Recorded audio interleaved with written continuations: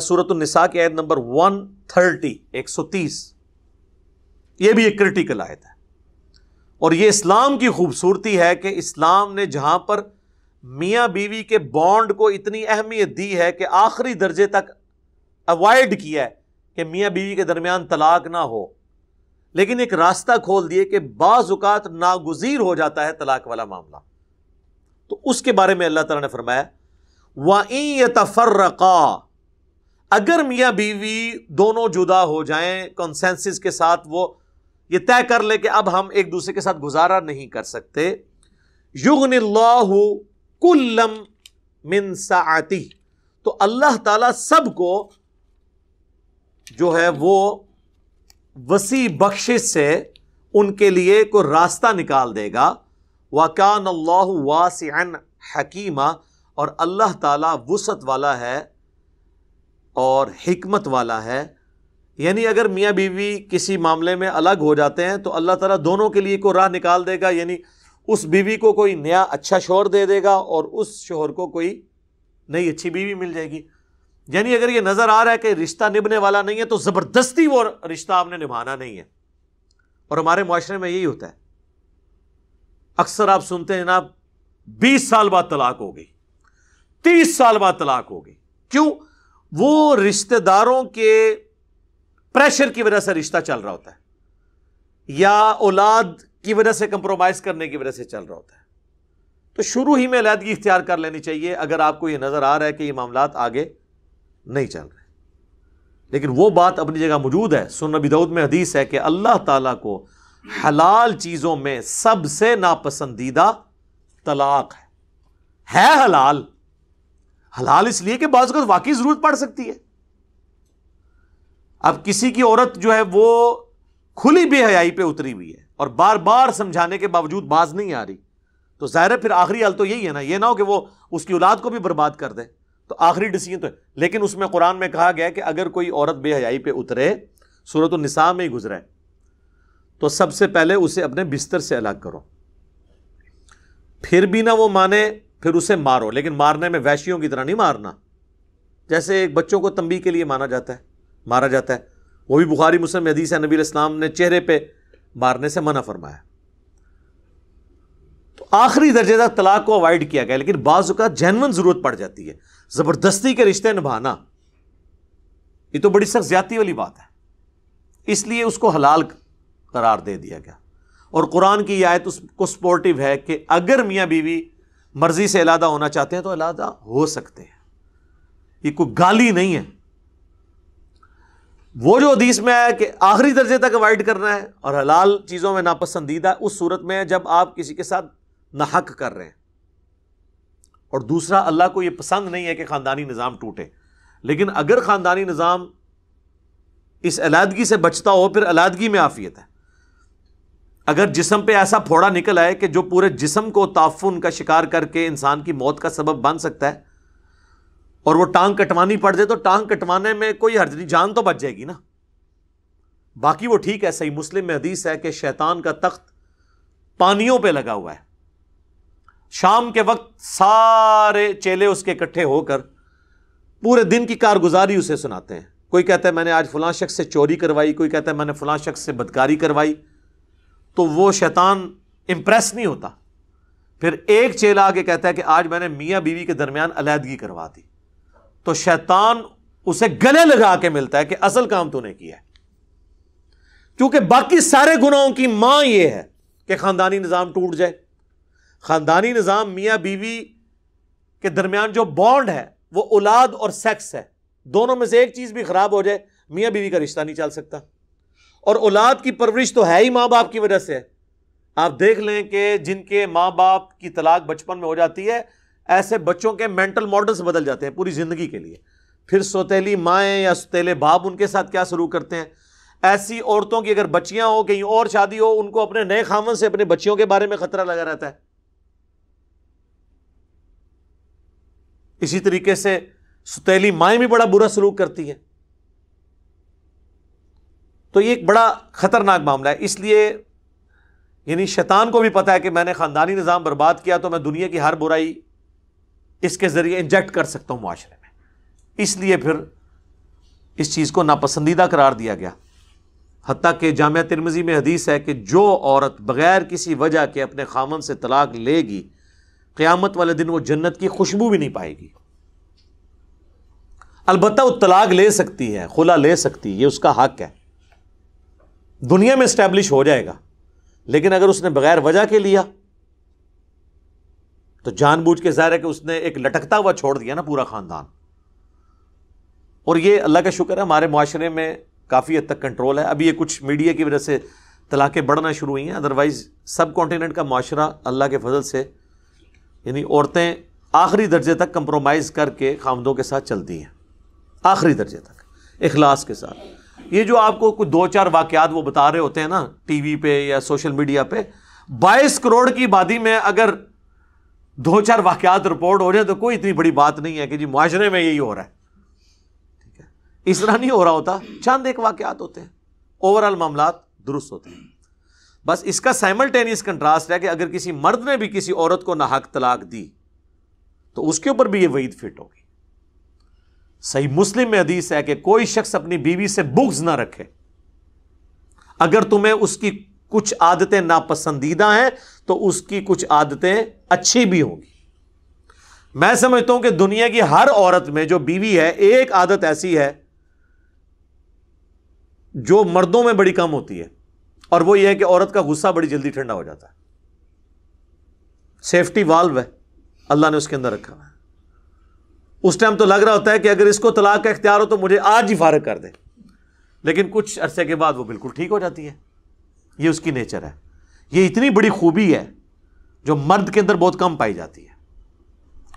مرد اپنے صبر کی وجہ سے معاملات کو لے کے چلتا ہے، لیکن عورت جو ہے وہ اتنی جذباتی نیچر کی ہے کہ وہ تو اس وقت فوراً کر گزرے، اس لیے اللہ تعالیٰ نے طلاق کا حق مرد کو دیا ہوا ہے، ادروائز تو روزانہ طلاق ہو جائے۔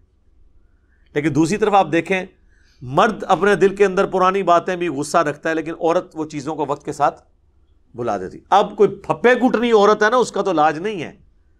آپ کہنا جی فلانی جڑی ہے وہ تو توبہ توبہ، وہ تو واقعی وہ تو پھر 1000 مرد پہ بھی بھاری ہوتی ہیں ایسی عورتیں، لیکن زیادہ تر ایسا نہیں ہوتا۔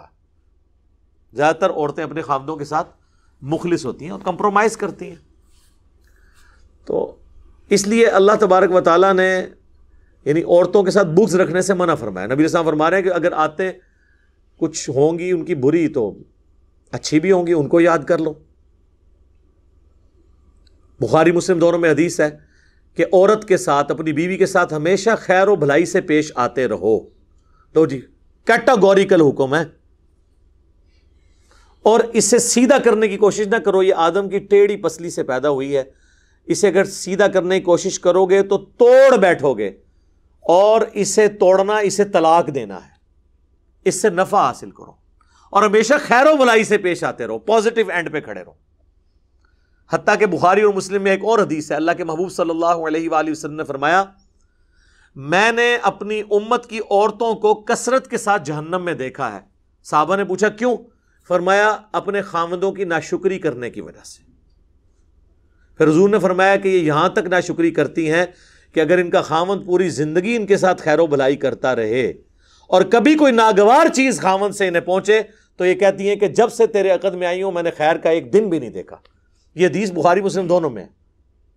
تو سر یہ حدیثیں اگر آپ کو پتہ ہو نا تو آپ کو بیویوں کی حرکتوں کے اوپر غصہ نہیں آئے گا، ہنسی آئے گی کہ بالکل حضور نے بھی یہی کہا تھا۔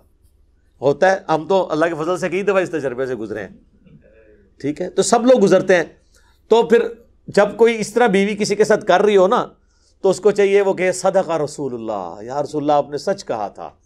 ایسے ہی ہوتا ہے، لیکن یہ وقتی طور پہ ہوتا ہے۔ آپ دیکھیں حضور نے کہیں ترغیب یہ نہیں دلائی ہے کہ ایسی عورت کو چھوڑ دو، فرمایا یہ عورتیں ایسی ہوتی ہیں ان کے ساتھ اس طریقے سے گزارا کرو۔ اور عورتوں کو کہا کہ تمہیں میں نے جہنم میں کثرت میں دیکھا ہے۔ ایک اور حدیث ہے بخاری اور مسلم کی، اس میں الفاظ ہیں کہ تم اپنی زبان سے اپنے شوہروں کو تکلیف دیتی ہو، اے عورتوں زیادہ سے زیادہ صدقہ کرو تاکہ تم جہنم سے بچ سکو، میں نے کثرت کے ساتھ تمہیں جہنم میں دیکھا ہے اپنے خامدوں کے ساتھ ناشکری کرنے کی وجہ سے۔ اسی لیے تو حضور نے فرمایا تھا، سنن ابی داؤد میں حدیث ہے کہ اگر میں سجدہ جائز سمجھتا تو عورتوں سے کہتا کہ اپنے خامدوں کو سجدہ کریں، اس حق کے سبب جو اللہ نے ان کو دیا ہے. لیکن اس کا یہ مطلب نہیں ہے کہ اب خاوند جو ہے وہ زبردستی اس کے ساتھ کرنا شروع کرے گا, اس پہ ظلم کرنا شروع کر دے گا, نہیں.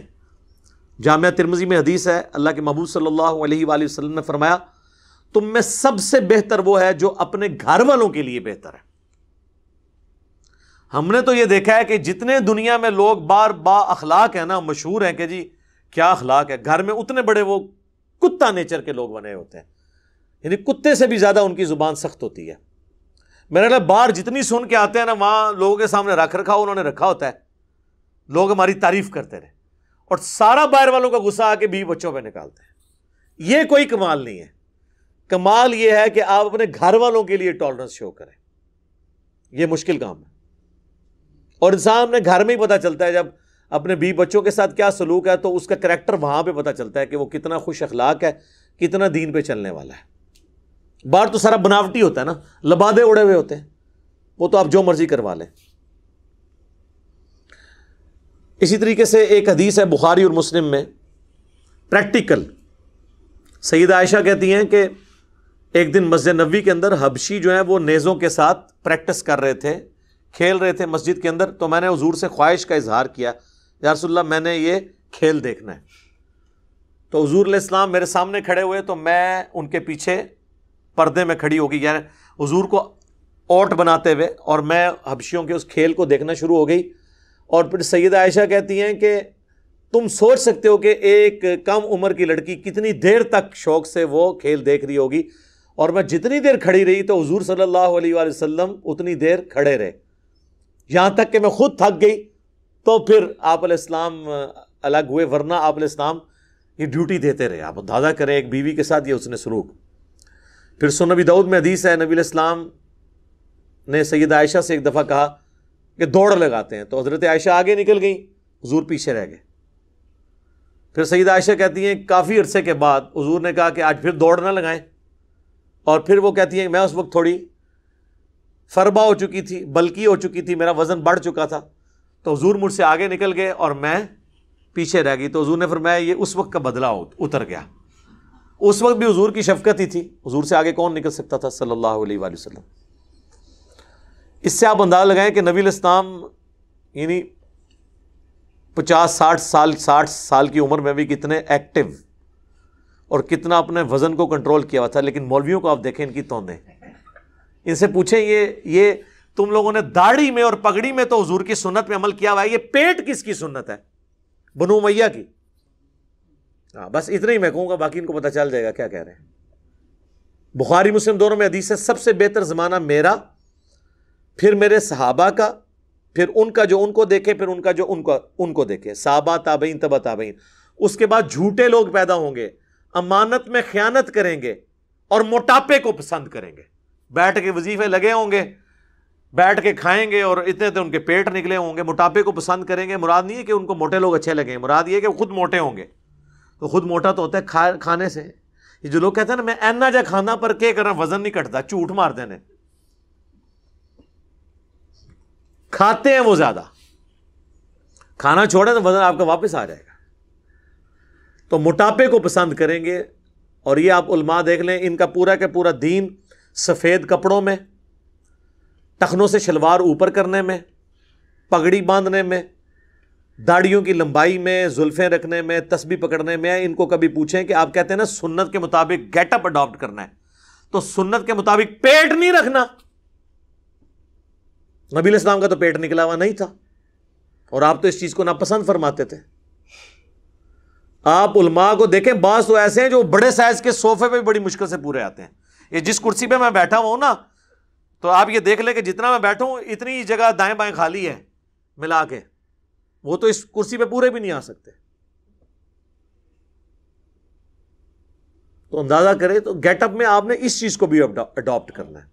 بہرحال میں نے یہ ساری اس سے جو ریلیٹڈ چیزیں تھیں وہ بتا دی ہیں کہ بیویوں کے ساتھ اس نے سلوک کرنا ہے. اور اگر خدا نہ خواستہ کبھی کوئی ورسٹ کیس آئے, وہ تو یہاں تک بھی آیا ہے قرآن حکیم میں کہ ایک حکم جو ہے وہ بیوی کی طرف سے اور ایک حکم خامند کی طرف سے بیٹھے گا, یعنی دونوں طرف سے ایک بڑا بیٹھے اور ان کے درمیان صلح صفائی کی کوشش کریں.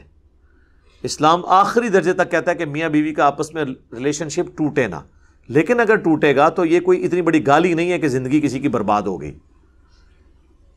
اگلے زمانوں میں گالی اس کو مانا بھی نہیں جاتا تھا. سیدہ اسماء بنت عمیس یہ کن کی بیوی تھی؟ سیدنا جعفر طیار کی، جو غزوہ موطا میں شہید ہوئے تھے، صحیح بخاری میں آتا ہے. یہ ان کی بیوی تھی.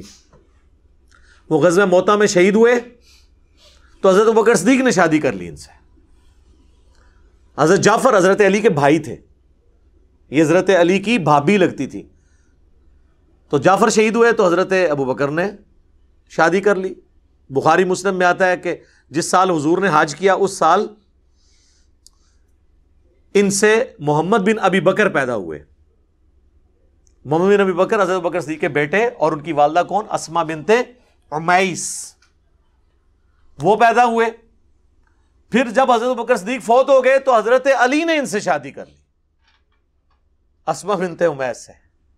اور پھر محمد بن ابی بکر کی پرورش حضرت علی نے کی. اسی لیے جنگ جمل میں حضرت علی کی طرف تھے حضرت محمد بن ابی بکر، بیٹے حضرت بکر کے تھے، لیکن پرورش چونکہ ان کی والدہ نے ان کے ساتھ نکاح کر لیا تھا. تو آپ دیکھیں اس زمانے میں اس چیز کو کوئی عیب نہیں سمجھا جاتا تھا. حضور علیہ السلام کی بھی ایک بیوی ہے جو کنواری ہے، سیدہ عائشہ. باقی ساری آپ کی بیویاں، 10 بیویاں ان کے علاوہ ٹوٹل 11 اور ایک وقت میں 9، وہ سب کی سب یا طلاق یافتہ ہیں یا بیوہ ہیں. کنواری کوئی بھی نہیں. پہلی شادی انسان کی سب سے چارمنگ شادی ہوتی ہے نا، وہ بھی ایک بیوہ عورت ہے. اور ان کی زندگی میں حضور نے دوسری شادی بھی نہیں کی. 24 سال تک کوئی دوسری شادی نہیں کی. یہ آپ کی جتنی شادیاں ہیں نا، یہ آخری 8-10 سال کی ہیں. اس سے پہلے آپ کی ایک ہی شادی ہے. تو اللہ تبارک و تعالیٰ نے خاندانی نظام کو مضبوط کرنے کے لیے اس چیز کے اوپر زور دیا ہے کہ طلاق نہ ہو. لیکن اگر ہو جاتی ہے تو پھر خوش اسلوبی کے ساتھ معاملات کو لے کے چلیں، اللہ تعالیٰ کوئی بہتر راہ نکال دے گا. اسی کو سپورٹیو حدیث ہے صحیح مسلم میں، ام سلمہ سلام اللہ علیہا کہتی ہیں کہ جب ابو سلمہ میرے خامند فوت ہوئے تو میں بڑی دکھی تھی، لیکن حضور نے ایک دعا سکھائی تھی، وہ میں نے پڑھ لی، انا للہ و انا الیہ راجعون. یہ تو سورۃ البقرہ میں بھی حصہ آتا ہے. ہم بھی اللہ کی طرف سے ہیں، ہمیں بھی اللہ کی طرف لوٹ کے جانا ہے. لہٰذا جو تکلیف آئی وہ بھی الٹیمیٹلی جب ہم نے بھی اللہ کے پاس پہنچ جانا ہے تو کوئی تکلیف آئے گی تو وہ بھی اینڈ ہو جائے گی، انسان نے خود بھی اینڈ ہو جانا ہے. اللہم اجرنی فی مصیبتی واخلف لی خیرا منہا. اے اللہ اس مصیبت میں مجھے بہتر اجر عطا فرما، اور واخلف لی خیرا منہا، اور میرے لیے اس سے بہتر کوئی اس کا نعم البدل مقرر فرما دے. تو کہتی ہے میں نے حضور سے سنا تھا جو یہ دعا پڑھ لے گا نا تو جب اسے کوئی تکلیف آئے گی نا تو اس تکلیف میں سے اللہ تعالیٰ اس کے لیے کوئی بہتر خیر نکال دے گا. میں دل میں پھر سوچتی تھی کہ ابو سلمہ سے بہتر خامند مجھے کیسے مل سکتا ہے. دعا تو میں نے پڑھ لی ہے. پھر کہتی ہیں جب عدت میری پوری ہوئی تو حضور صلی اللہ علیہ وآلہ وسلم نے پیغام نکاح بھیج دیا. تو میں نے کہا واقعی اللہ تعالیٰ نے مجھے بہتر نعم البدل عطا فرما دیا. ام سلمہ پھر ام المومنین بنی، اور حضور کی بیویوں میں سب سے آخر میں یہ فوت ہوئی ہیں. واقعہ کربلا کے بھی 2 سال کے بعد یہ فوت ہوئی ہیں، 63 ہجری کے اندر.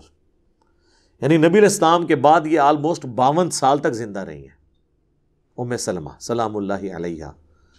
تو یہ دعا بھی ضرور یاد کریں جب بھی کوئی تکلیف کوئی چھوٹی بڑی آئے، انا للہ و انا الیہ راجعون، اللہم اجرنی فی مصیبتی و اخلف لی خیرا منہا. تو انشاءاللہ تعالیٰ اللہ تعالیٰ اس کا بہتر کوئی اجر کوئی نعم البدل عطا فرما دے گا انشاءاللہ تعالیٰ. اور میں نے تو اپنی زندگی میں پریکٹیکلی اس دعا کو کئی دفعہ چیک کیا ہے کہ اللہ تعالیٰ بہتری عطا فرما دیتا ہے. تو انسان اللہ کے ساتھ جڑا رہے تو انشاءاللہ خیر ہی خیر ہے انشاءاللہ تعالیٰ.